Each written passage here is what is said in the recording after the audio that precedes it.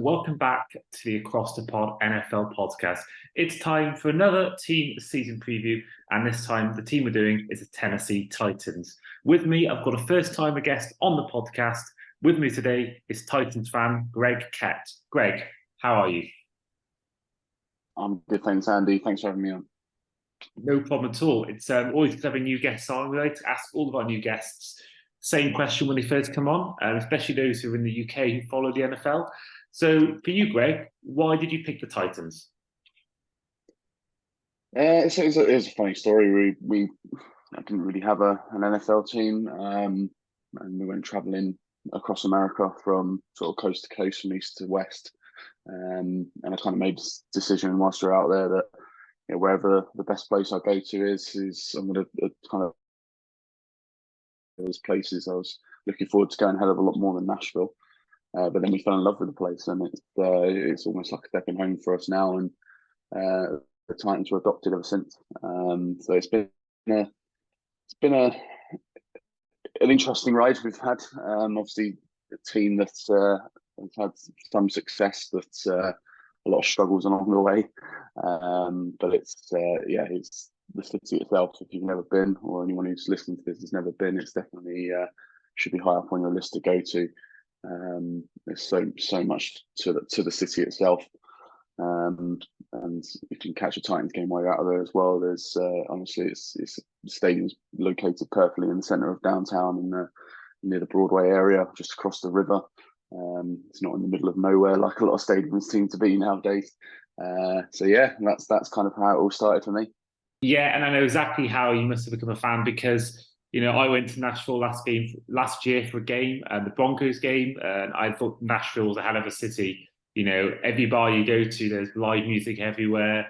Yeah, Everywhere's just rocking, and this is like on a Sunday, where Sunday is notoriously a day which doesn't a lot happens in cities, but yeah, I just thought it was amazing. Even it wasn't too far to get to Graceland. It was sort of everywhere was really nearby. It was cold. Don't get me wrong, when I went there, it was absolutely freezing, but it was yeah, an amazing place. The connection go a bit, so I couldn't quite hear whether you did say it or not. What kind of year this was when you went to Nashville? so this was I think it was 11 years ago. So I mean, it's a completely different city now to what it was then. It's been built up quite considerably over that period of time. But like you say, you've got just so much character to the city, with the live music scene. I mean, obviously it is Music City at the end of the day, so there's a lot of a lot of talented people out there that perform.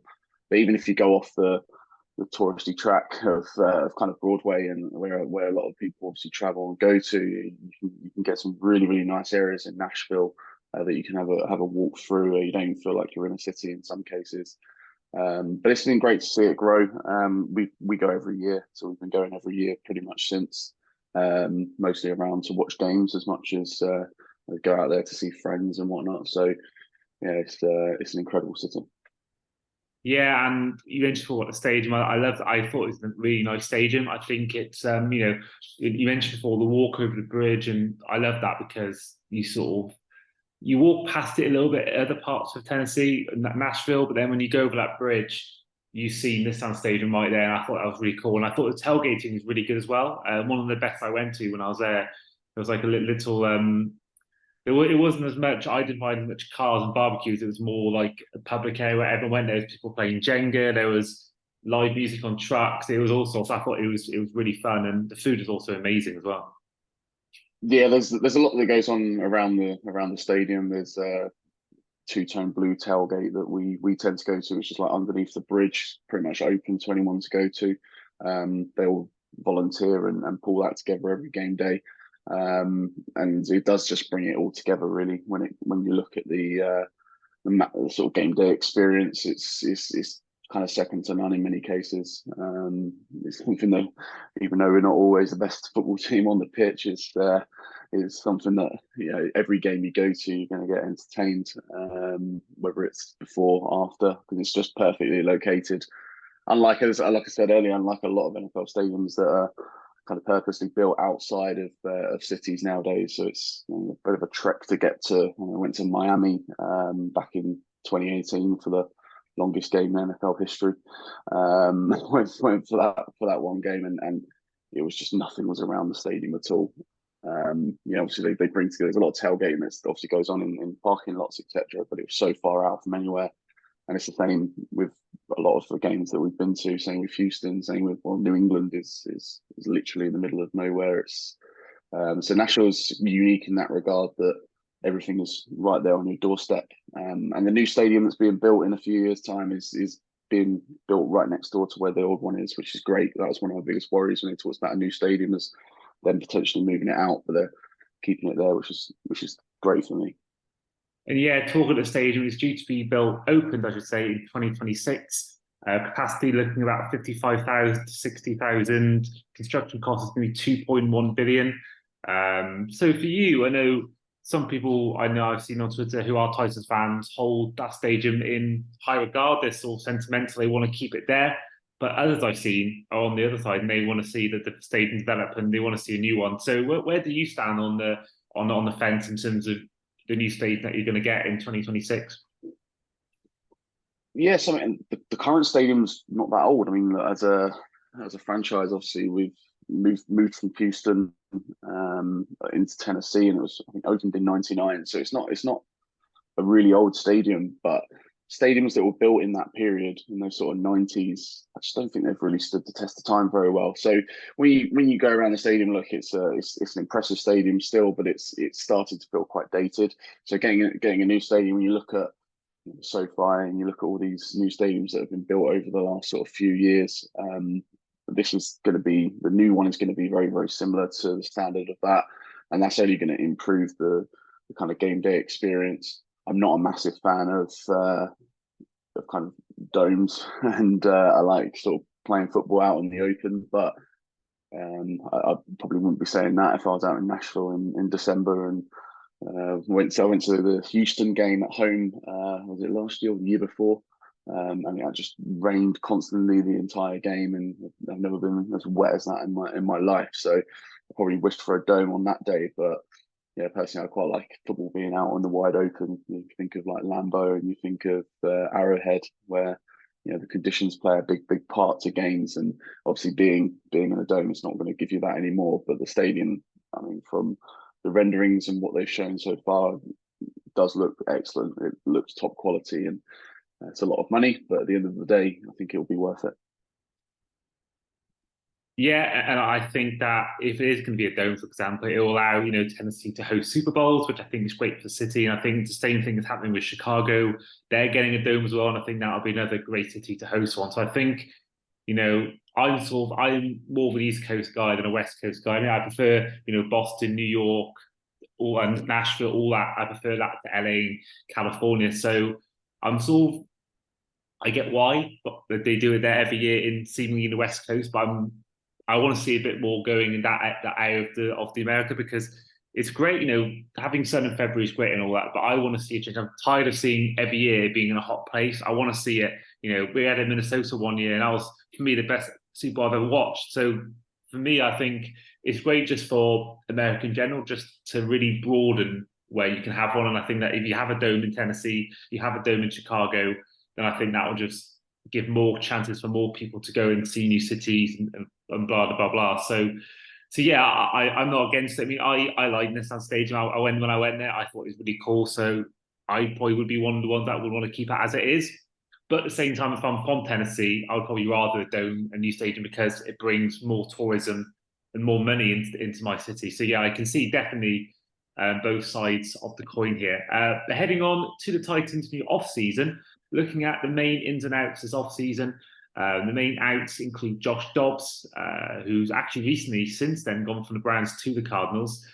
Tight end Austin Hooper has gone to the Raiders. Offensive guard Nate Davis has gone to the Bears. Terrell Basham, the defensive end, has gone to the Cincinnati Bengals. Linebacker David Long has gone to the Dolphins, what I'm very excited about.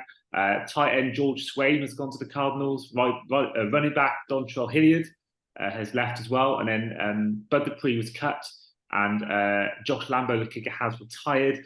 And then the main ins, as well as re-signing the likes of Jeff Simmons, your defensive tackle, and taking people such as Peter Skoronski, 11th overall, Will Levis out of Kentucky, 33rd overall, the quarterback, and then money back from Tulane, TJ Spears, 81st overall. You signed in free agency the likes of Sean Murphy-Bunting, the cornerback, former Buccaneers cornerback, former 49ers linebacker Azeez Al-Shire, former Jaguars linebacker Arden Key, former Eagles offensive tackle Andre Dillard, although he was named potentially Tennessee's biggest bust in 2023. And you also traded for DeAndre Hopkins, who, of course, a few years ago was the best receiver in the game. Still put up decent numbers in the Cardinals, but obviously he got moved on from there, coming into, you would think now, be your number one receiver in 2023. Overall for you, Greg, your take on the team's off-season ins and outs? Yeah, it's been an interesting one. I think we've there's a lot of experience that's left. I think one name I didn't hear was obviously Taylor Lewan, the left tackle, who's been a staple of the offensive line for years. Obviously, he's had a lot of injury issues with these two ACLs.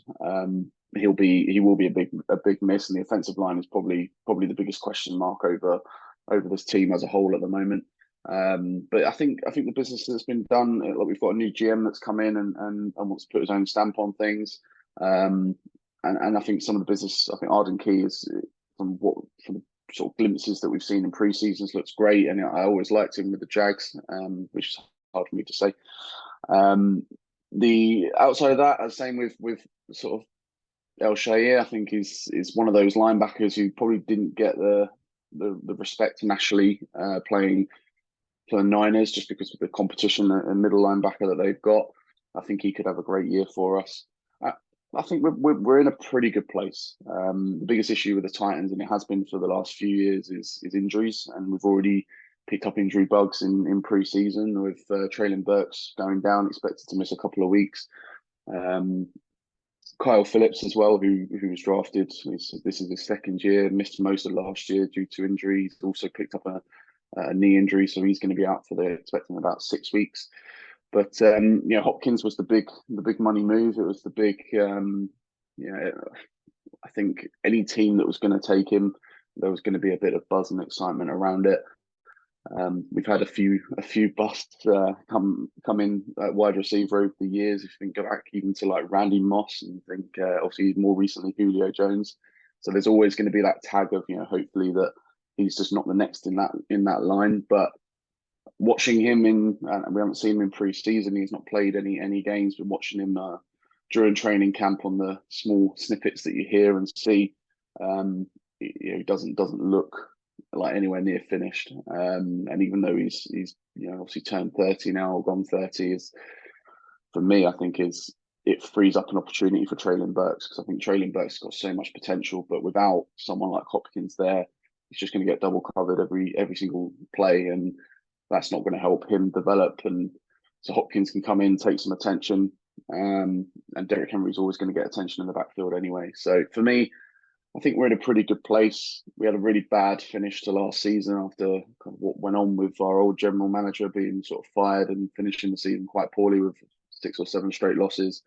I don't think we're going to see that continue. I think this year it could be anything realistically, but I think we should be in a good place to hopefully push the Jags for what is still a pretty weak AFC South.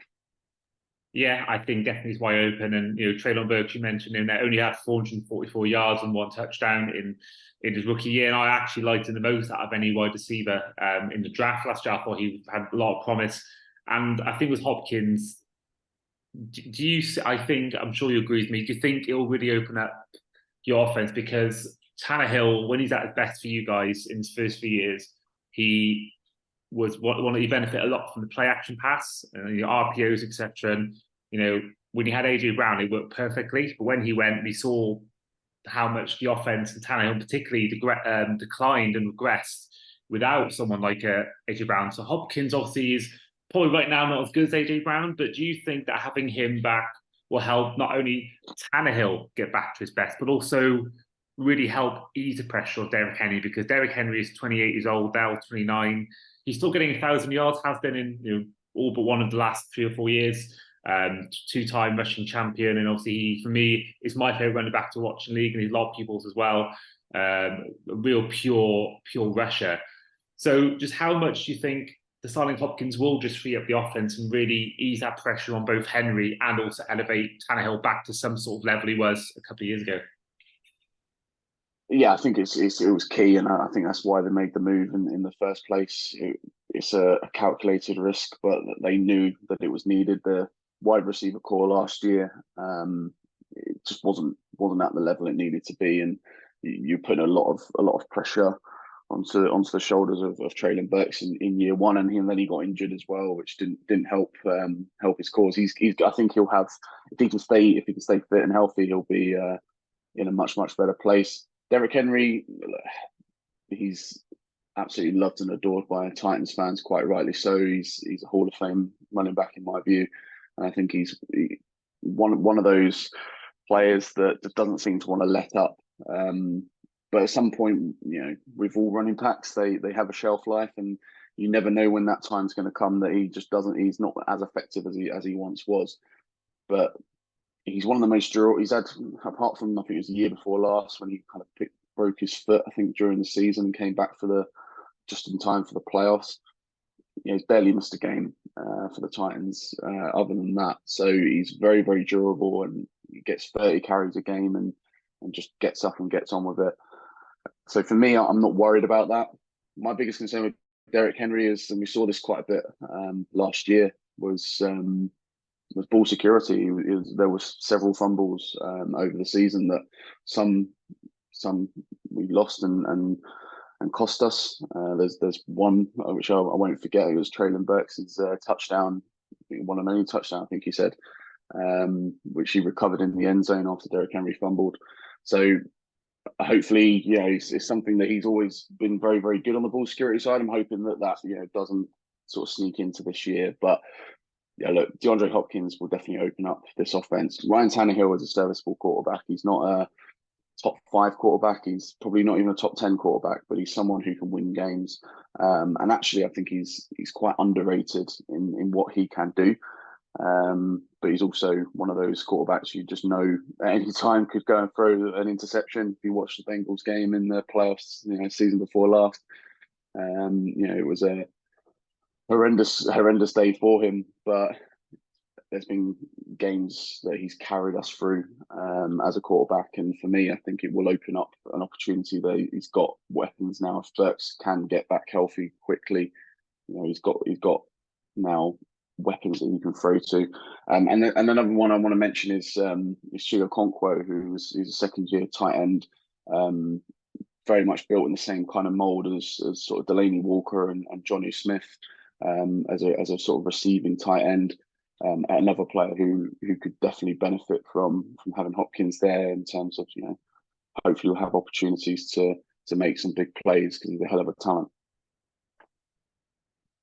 Yeah, and I think it's there's definitely potential there, and I think Okonkwo, he was someone that particularly down the stretch seemed to really put everyone on notice about what he can do, and I think certainly a lot of people on fantasy are looking at him this year for that reason alone, especially Dynasty, because he's young, he's 23, had a great year last year, had a great end to the season. So I think, also, again, you mentioned Trevor Burks, if he's got someone like Tannehill or someone like Okonkwo to throw to, again, now again, he's pressure off Burks, maybe even have him as the third choice person to throw to. I think that will really help him develop and not, remove the double coverage and all that. And I think that will really help him. But of course, we don't know who'll be throwing the ball to him come week 18. There's a lot of talk about that at the moment. I mean, Tannehill has a lot of critics last year. Of course, took Malik Willis last year. That hasn't worked out yet. But he took Will Levis this year in the second round.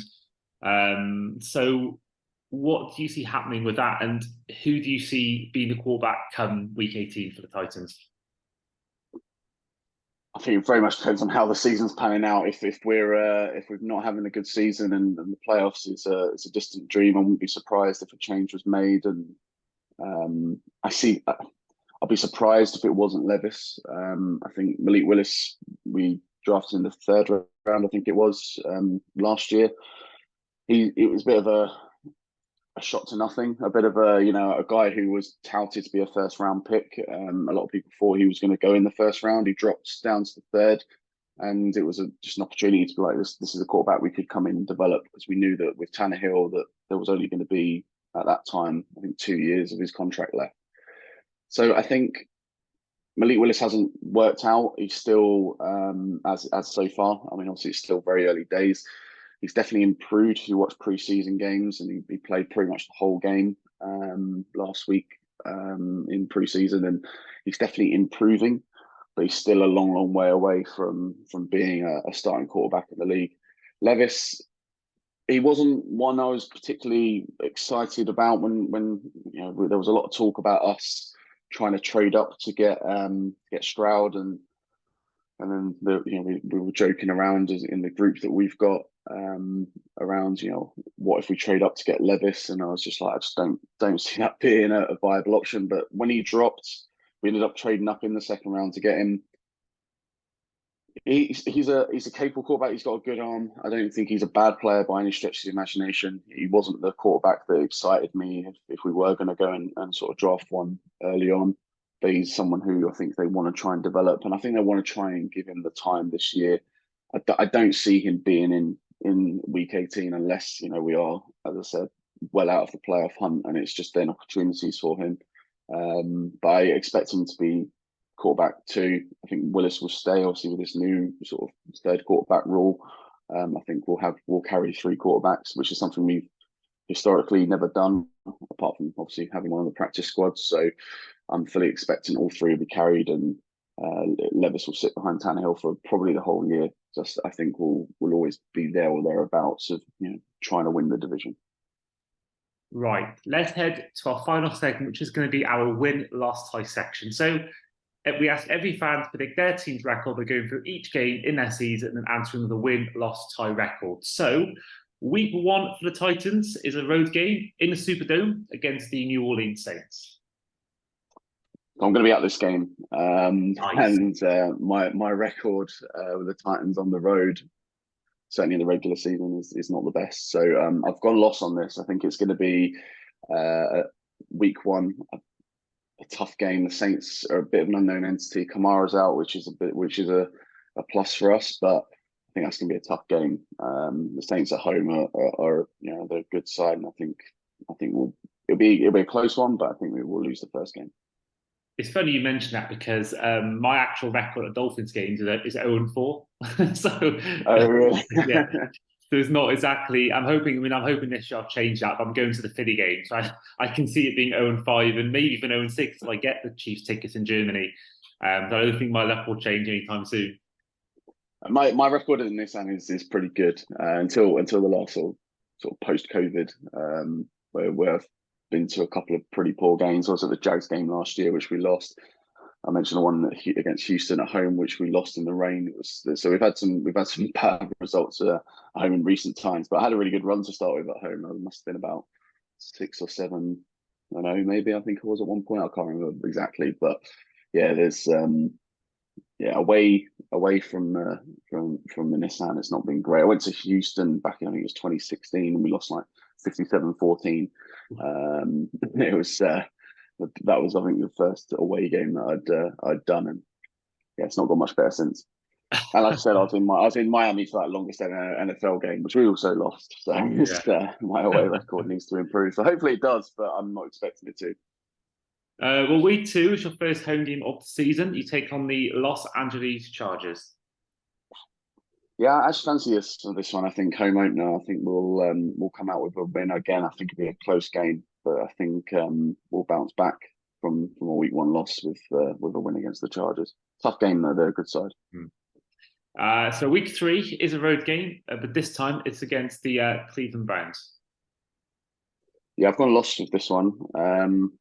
Deshaun Watson terrorized us for years when he was with Houston, and I was quite glad when he wasn't playing for them anymore.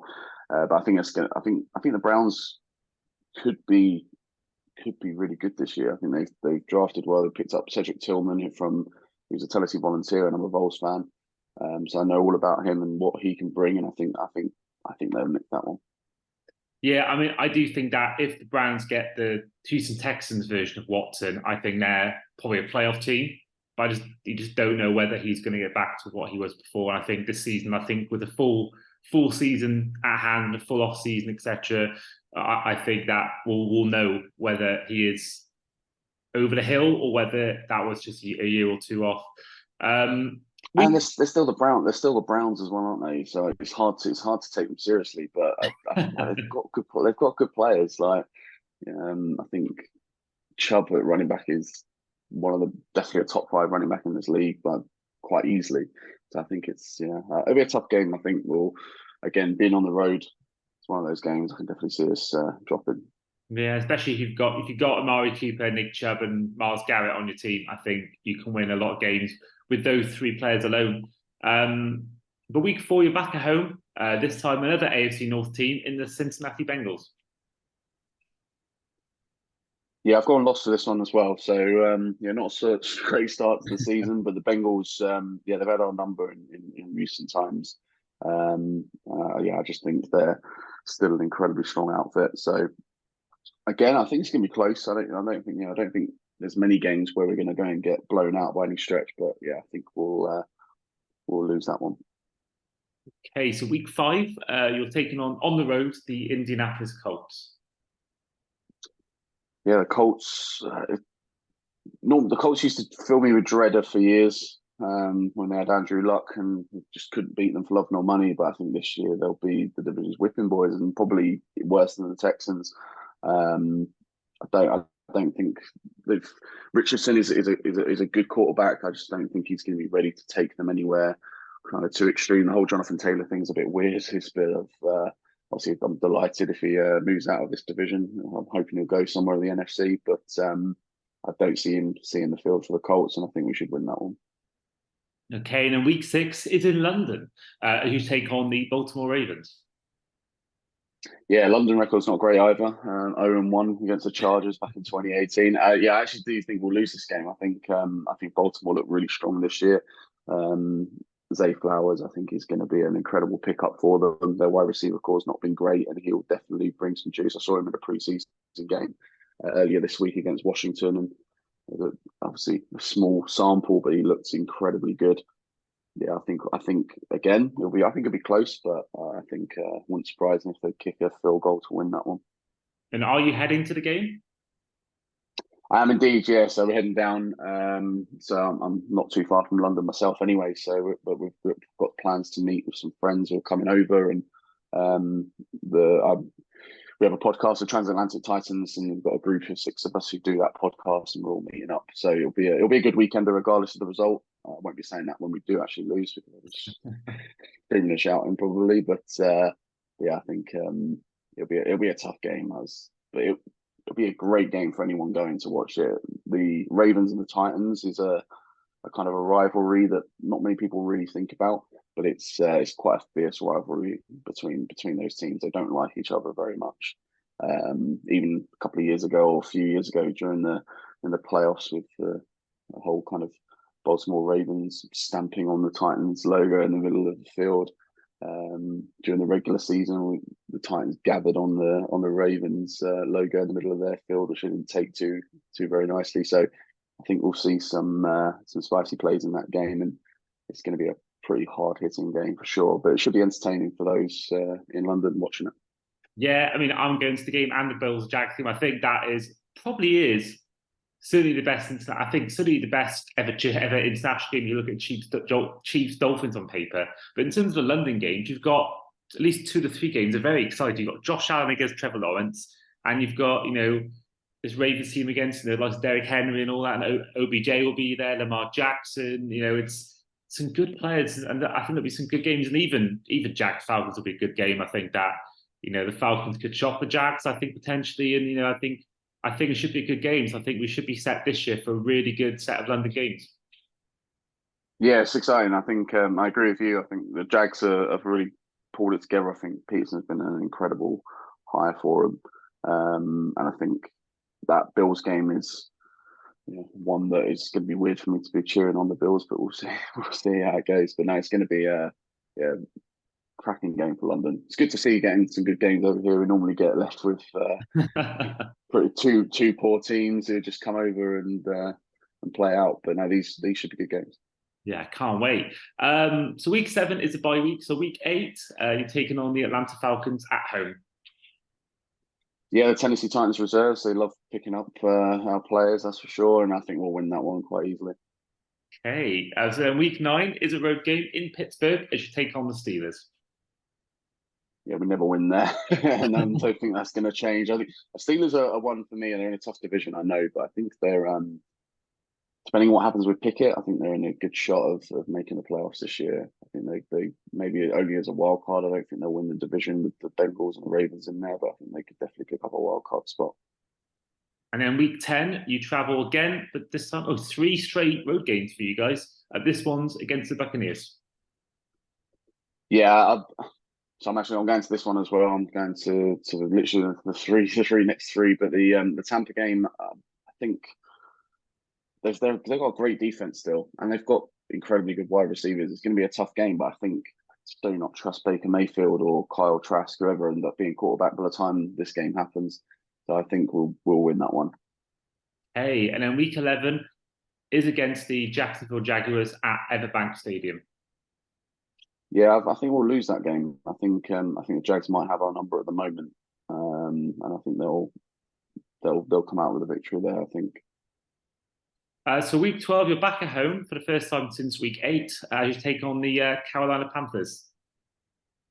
Yeah, I've got a win on that one. I think Panthers, I think, could be good this year. I must admit, but I think at home, I fancy us to win that game. Be interesting to see how Bryce Young gets on in his first year. A lot of talk around his size and whether he's going to be durable enough. But I think he'll have a decent year. He's a very good quarterback, but I think we'll win that game. So week 13, at the start of December, you take on at home the Colts. Yeah, I've gone win again. I think hopefully we'll sweep the Colts this year. Depends on how many injuries we've got by this stage. We always seem to pick up injuries, but now I think we'll sweep the Colts in that game. Week 14 is a repeat of the game you mentioned you went to earlier a few years ago as you travel to Miami to take on the Dolphins. Yeah, you'll be able to hear. I think Miami will win this one, and they're another one I think could go have a really, really good year this year. If they can keep players healthy and Tua can stay on the field, I think they've got a good chance of winning the division or at least getting in as a wild card. The Bills are still pretty strong, I know. So yeah, I think we'll lose that game. Still have nightmares of when I last went to Miami, and I think there's going to be more nightmares for me. Week 15 is against Texans at home. Yeah, I'm going home win here. I think the Texans are still going to be quite far off it, even though the recent record against us has been pretty good. I think we'll win that game. Okay, so week 16 is Christmas Eve, 12 p.m. local time, 6 p.m. for those who are listening or watching in the UK, as you take on the Seattle Seahawks.